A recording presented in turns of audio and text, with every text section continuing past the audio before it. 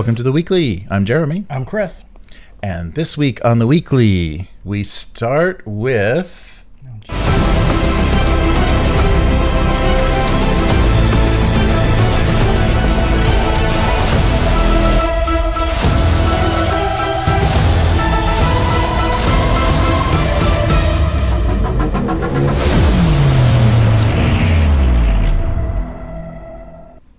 Yes. That was you with all the Benjamins. That was me. That was me counting. Yeah, how much money I've been buying those stupid assets for.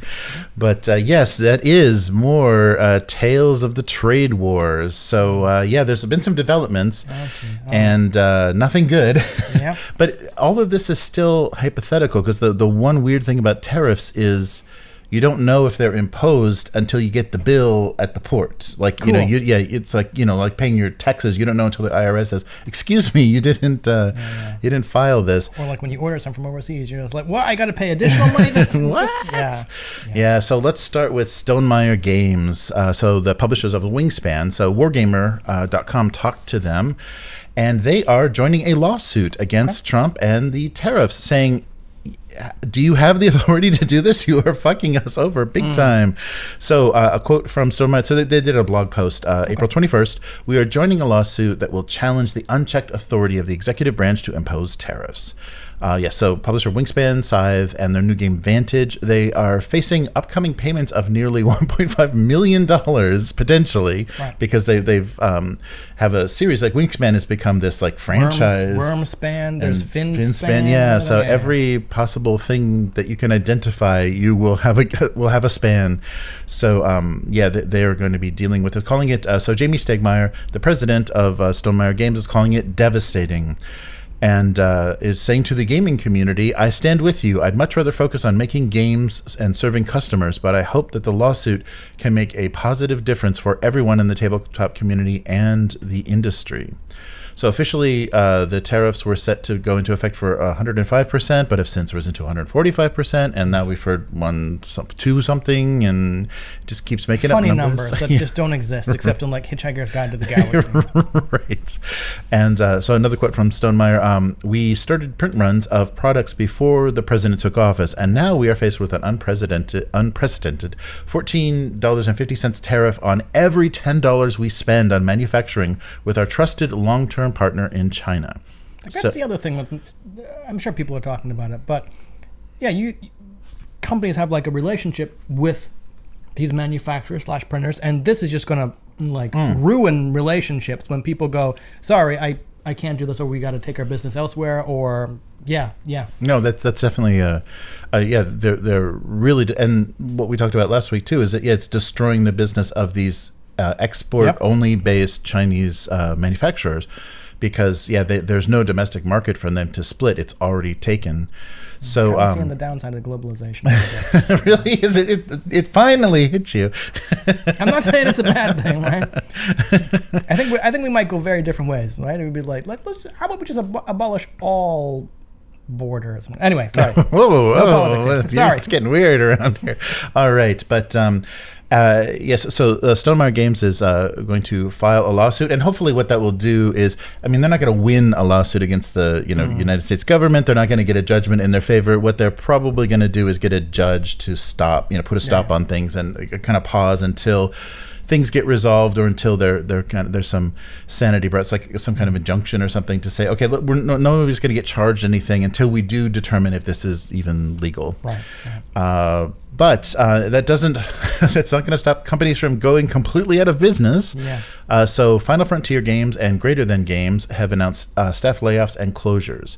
Yeah, I think I saw the announcement that Greater Than Games is just kind of done. Yeah. So it's and it may have been that they were kind of on the edge, and this is just the nail in the coffin, the killing blow for somebody that was maybe coming out of the pandemic and not doing great, or whatever the reasons were. It's over.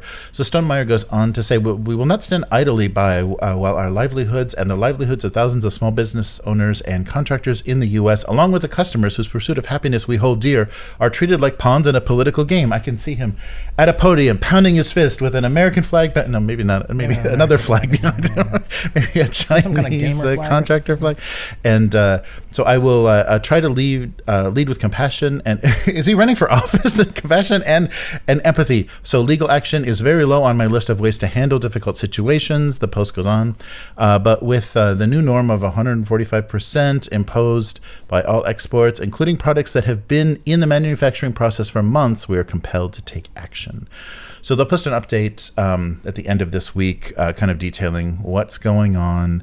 They're trying to get as many clients on the case, so kind of class action wise, at least get, so that they know that they're serious, even though, all of these companies together aren't even going to be an Apple wet fart. But anyhow, let's get some attention on this. So unfortunately, there are situations where if they're going to have to, if it's a wait and see thing, they're just going to have to store already produced products in Chinese warehouses, kind of balancing the tariffs against the rental fees. And but they're doing that in hopes that the tariffs will decrease by the time we need the inventory to replenish our supply in the US. So they're just going to hold as is and sell everything, everything they have on hand in the US right now. But we'll see. And they've also promised in the update to eat most of the tariff costs if possible. So they're going to, try to get through this and not punish the customer. Other companies are saying we can't. We have to pass this on where we can. Well, it's nice they're in a position to do that for as long as possible. Their success, that's true. Yes. So there may be a slight price increase in the U.S. Once they release things and find out. But as far as they've said so far, they're just going to eat it. So I'll link to the whole statement that they put on the Stonemaier website. But as we mentioned, Greater Than Games is actually a fatality. So they've laid off staff and suspended operations. And we also heard, we talked about last week, Stonemaier Games with stuck with their second edition of Gloomhaven in storage. Just a considerable amount of their inventory is just waiting to get. They're wait and see. So as the global tariff situation remains volatile, they're going to hang out there. And then we also, the Greater Than Games, that means that Sentinels of the Multiverse, which I think was, they had a crowdfunder that was funding an RPG, or a new version of the RPG. So that isn't even finished in production. Right. So that might cause a lot of problems for backers. They're just never going to see that completed because the company is done. So a representative from the company of Greater Than said, we've undergone a staff reduction in response to the ongoing economic pressures resulting from international tariffs. And they will stay up with the in-stock products available to order. So everything they have on hand, they'll still sell. But Daryl Lauder of Greater Than said his team has been disbanded, and that Flat River Group has shuttered Greater Than Games. So they're not moving forward with anything right now. I guess the retail part of it is still going to try to supply stuff. And then, we heard from Stonemaier last time. And also, that's right, Greater Than Games also does Spirit Island, a really fun board game. So that's a shame if that if that just disappears, because that was getting expansions and things. So the Kickstarter add-ons for the Sentinels RPG are unfulfilled and unfinished. And so they were all due this year, so that's kind of just cutting them right off at the worst possible time. But Chris and Adam, the owners, owners of Spirit Island, are confident that they retain the rights to their game. So Greater Than Games was a publisher for them, and they do have plans to go forward if that works. And then Handelabra Games, who's doing Sentinels card game, says their licensing agreement is still in effect, so they plan to continue. So it's just that RPG that's really going to get hurt by that. So that's what we've heard so far. So hopefully this lawsuit will at least get some attention, and at least, I don't know, maybe they can get somebody on board that will be a voice to let's put a pause on this and figure out who this is going to hurt, and it's going to hurt the people. It's going to hurt everybody. It's going to hurt everybody. And then, like, the people who still have with money, they're just going to buy up everything at pennies for the dollar. Anyway, yes. Sorry. Okay. Yes. So that's our latest update for the trade wars, the terrifying tariffs of the tales of the trade wars, and now back to our regularly scheduled topics of this week. So this week on the weekly, deep cuts for Blades in the Dark, now in print or soon in print. Heroes of Might and Magic is getting a tabletop RPG, and what the fuck, Kickstarter? That might be a new ongoing series, but Kickstarter is but like tariffs and is being stupid. So let's find out what that's about. But first, Evil Hat has announced crowdfunding plans for the Blades in the Dark expansion, and so the John Harper and that was great. Just as a digital PDF, just on itch.io, said here it is. We're playing around with this, and here it is. And I guess eventually there's enough of a demand, enough of an outcry. We want a physical book that they're going to crowdfunding. So Blades in the Dark had gotten an expansion already in digital form. This is going to be the physical version. And of course, Blades in the Dark has iterations of Scum and Villainy, Grow by Moonlight, and Slug Blaster. There's a few more, too. Yeah, there's more than that. A lot more.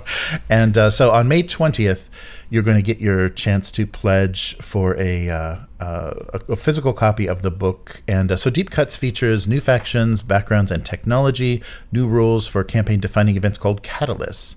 Okay. And Harper was kind of comparing this when he first released Deep Cuts to kind of a director's cut, like refinement and things he wanted to include in the first version, and probably learned through playing.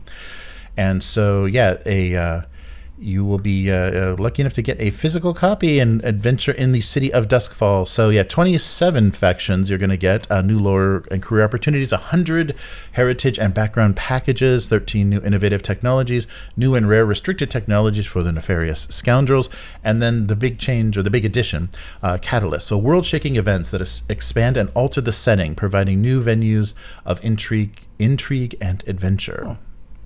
So they're doing that. Some of the new things that they're doing in the rules are new and flexible, impactful harm and trauma rules, modified advancement system to customize the rate your character progresses, new diceless downtime system that helps you manage vice, healing, crew development, debt, and more, a modified approach to load, keeping things streamlined while tied into the fiction, and an alternative action system that empowers players even more and speeds up play. Oh, interesting. Okay. So they promise also that this print edition will be a stylish quality treatment that you've come to expect from Evil Hat. So it'll sit proudly next to your other editions and or other volumes, and that's on BackerKit. What was that? May 20th. Yeah. So not on Kickstarter. Not on Kickstarter. Yes. I hope. But I think on Kickstarter, coming to Kickstarter, we have another game. This was a little bit surprising, and I'm curious your history with this, if any. Heroes of Might and Magic is getting a TTRPG, so the story you always imagined in your head as a kid is going to be able to, you'll play that on the tabletop. It's epic. It's ruthless. No. I'm thinking about something else. I'm thinking of like an arcade side scroller. But anyway, okay. So Heroes of Might and Magic is a franchise. I've had a couple of friends that worked on the PC versions of this and did art, and it's just kind of that kind of overhead art that they do. So they're getting a physical role play system. So you're going to be in the plate-armored boots of a commander leading armies into war. So the world of Enroth, the setting for the first three Might and Magic, Heroes of Might and Magic games, is going to be the setting for this tabletop.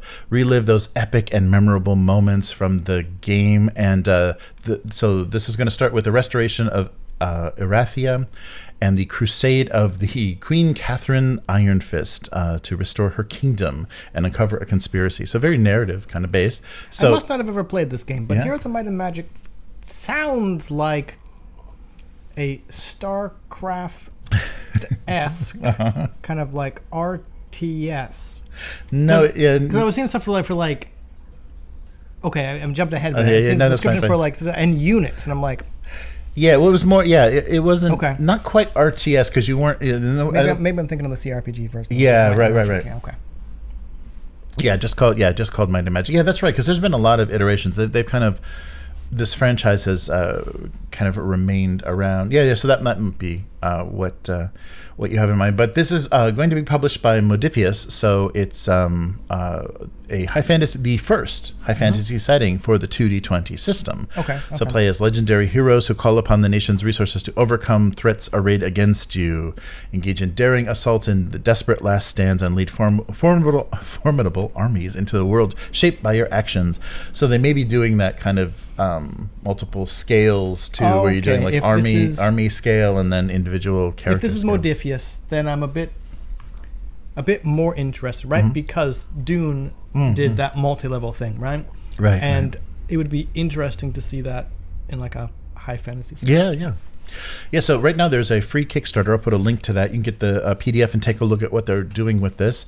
And in the Kickstarter, there's a description of the sample nations, character classes and units, a selection of ready-to-play heroes, an introductory scenario, the Crewlod Frontier, and all the rules to play through the scenario, including your first battle. So look for this on Kickstarter, May 6th. So coming up pretty soon next week. Yeah, but so if you have any love, any fond remembrance of the old games, this might be a fun way to revisit that and kind of see what else the 2D20 system can do, because they're sure making it do a lot. And so Modiphius, and there's a different it's in cooperation. I don't have this. I thought I had it from the Kickstarter, but it's in cooperation with another publisher. Not publisher, another studio that's working on it. So I think they came up with it, and Modiphius is kind of is putting it out. So they're licensed. It's a completely licensed, like fully licensed version of this. And Modiphius will be releasing it. But yes, we mentioned Kickstarter, the K word. We're gonna have to start calling it. So Kickstarter. This isn't tabletop related, but this is crowdfunding related, and it's a weird one. Okay. Kickstarter suspends Don Simpson's Megaton Man over the Iranian artist listed in the artist description. Sorry, what? So this artist, Milo Trent, is a person living, I don't know if he is even of Iranian descent, but he's currently residing in Iran. Okay. And he created 4 pages for this graphic comics anthology that Don Simpson is releasing based on his Megaton Man character. And Kickstarter said, we see the interesting. You have an Iranian artist. Well, cancel your campaign. Really? So in that transparent and of course very full explanation of all of their motives way, Kickstarter said nothing and did nothing to let them know what was going on. So the page is now, the campaign is now canceled. So Iranian artist Milo Trent's involvement, he's been involved in multiple other projects that this artist and other artists working have done, has made Don Simpson now scramble for alternative crowdfunding solutions. So and they're also they're very kind of vague decision, and it makes them question. So what is your policy then against Iranian contributors? Right. What exactly is going on? So Don Simpson is a long-running kind of self-published indie comics creator who did his parody Megaton Man, Border Worlds, King Kong, and Bizarre Heroes Pictopia in 1963. So this was going to be a 200 or will still be. It's getting crowdfunded somewhere else. 200 plus pages of Megaton Man, the multi-mentions graphic anthology, originally published through Cosmic Lion. So Milo Trent, who lives in Iran and has already worked on Simpsons, worked with Simpsons before, including his 1963 book. And this is a quote from Simpson himself. Last night, the Kickstarter suspended the launch of our campaign. Oh, sorry, I didn't even launch it. For Megaton Man, Multi-Dimensions, 214-page treasury anthology of 60 contributors, flagging it for safety and trust because one of our contributors happens to live in Iran. I am not groveling to Kickstarter or its algorithm. Kickstarter is not a co-editor or creative consultant on this project. Milo Trent is on the cover of the book and has 4 brilliant pages in the 214, and I'm not removing them. I've spent all of 2024 part of it living on savings to shepherd this project and what was left that was left for dead, turning it into an anthology of contemporary world-class cartoonists of which we can all be proud. Kickstarter needs to explain to me why I would still want to work with them or trust them. Kickstarter is censoring this project, and every creative artist contemplating working with them, filmmakers, comic book publishers, or otherwise, need to understand this. Among Kickstarter's concern was the question, what was your engagement with individuals in Iran? What is your engagement with individuals in Iran, if any? Presumably they can't read, because it's pretty clear from the FAQ that one of our contributors happens to live in the confines of that nation. Right. They've so Kickstarter basically directly said, I don't know if they directly said, but it's implied that that's the reason this is being canceled. Yes, yeah, they said that. Yeah, what is your relationship? That was the question they asked, and they said, well, that violates our safety and trust. So they've tried to liaison with Kickstarter, and they have not gotten any response, and further inquiries did not shed any light on their reasoning, which presumably was non-existent. So needless to say, there's been no warning beforehand that the nation of origin of the cartoonist would be a non-starter. There are no instructions whatsoever about how we might improve our project to better meet Kickstarter's requirements or rules. And as the publisher subsequently remarked, our biggest fault was being proud of our diverse world-spanning creative team. So yeah, that really sucks. And then there's a lot of other quotes from artists that have worked worked on the project and worked with the artist in question. So it's very suspicious that this even became a thing. So so I mean, I'm certainly not saying it's right, but I mean this is, I don't have anything similar, but like this is kind of the problem of being beholden to someone else's platform. Yeah. Right? Like, sorry, they get to set the rules. Mm-hmm. You're agreeing to play by their rules when you join and use their platform, but then that means you're beholden to whatever kind of bullshit they put out. And the only thing you can do is what is being done. Pull your thing, make a big stink, and go somewhere else. And then eventually, if the idea is if enough people make a big enough stink, the platform either goes under, and then, well, it sucks to be you should have done that, or they change their policy. Right. But yeah, that's a long, could be a long process. But it's strange with all of these online platforms. I think like PayPal, like a payment platform, YouTube, for video, when they make these decisions, they just say terms and conditions, and that's all they say. They don't, sometimes they don't even point specifically. They just say, you have violated our terms, delete, cancel, ban. Well, then it's on you to figure out what is it? Yeah. How do you do that? It's like, so that's the problem, is like there's no transparency. So, and that would help if there seriously is a problem. If America isn't planning on attacking the country of Iran, then obviously maybe that's the reason. If we're soon going to be embroiled in a war in the Middle East, they're tipping their hand about that. So the CIA is telling Kickstarter. Well, anyhow, but to give no instruction for other people to even know like what they're navigating or what exactly is appropriate here, or what their standard is. Well, as a parent, we're both parents. It's a parent. As a parent, think about this: like when you give rules to your kid, or when you say you can or can't do something. If you give a rule or like the reason, the next time they do something, they're like, "Well, I was following the rules, right?" And then you're like, oh, "Right."